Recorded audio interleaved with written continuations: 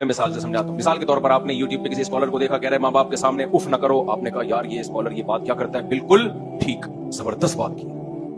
بیوی سے محبت کرو, غلط ہے صحیح ہے یار, یہ ہمیشہ میاں بیوی کے حقوق پر اچھی بات کرو. حج کیا کرو, عمرہ کیا کرو, نماز پڑھا کرو, زکات, یار ساری باتیں تو صحیح ہیں. مولوی پتہ نہیں اس کے پیچھے کیوں پڑ گئے ہیں. ایک بات وہ صرف غلط کرتا ہے, وہ یہ کہ اللہ کے سوا کسی اور کو بھی پکارا کرو. یا اللہ مدد کے ساتھ یا رسول اللہ مدد ہی چلتا ہے.